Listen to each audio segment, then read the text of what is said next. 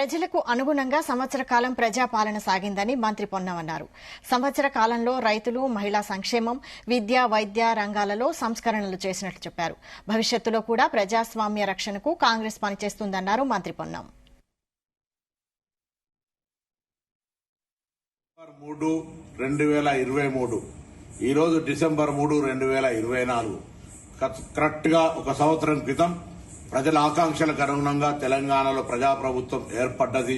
Congress party శాసనసభ్యులుగా majority విజయం సాధించినాం.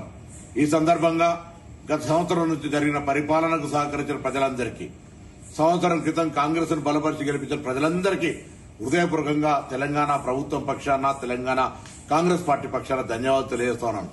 ముఖ్యంగా ఒక ఉద్యమకారుడిగా, విద్యార్థి నాయకుడిగా తెలంగాణ సాధనలో నా బాధ్యతను చూసి హుస్నాబాద్ నియోజకవర్గం నుంచి నన్ను శాసనసభ్యుడిగా గెలిపించిన హుస్నాబాద్ ప్రజలకు ప్రత్యేకించి ధన్యవాదాలు తెలియజేస్తూ, తప్పకుండా ప్రజల ఆకాంక్షలకు అనుగుణంగా ఈ సంవత్సర కాలంలో రైతులకు సంబంధించి తదితర అనేక సంక్షేమ కార్యక్రమాలు చేసిన మహిళలు కావచ్చు, ఇతరత్ర భవిష్యత్తు 4 సంవత్సరాలలో ప్రజల ఆకాంక్షలకు అనుగుణంగా ప్రజాస్వామ్య విలువలతోటి ప్రజాస్వామ్య రక్షణకై కాంగ్రెస్ పార్టీ భవిష్యత్తు కార్యాచరణ తీసుకుంటుంది.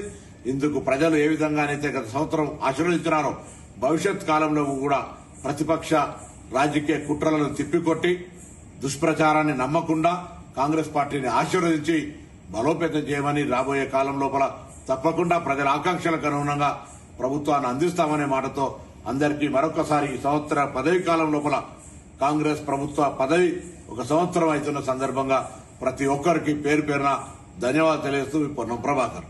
డిసెంబర్ 3, 2023 ఈ రోజు డిసెంబర్ 3, 2024 కరెక్ట్ గా ఒక సంవత్సరం క్రితం ప్రజలు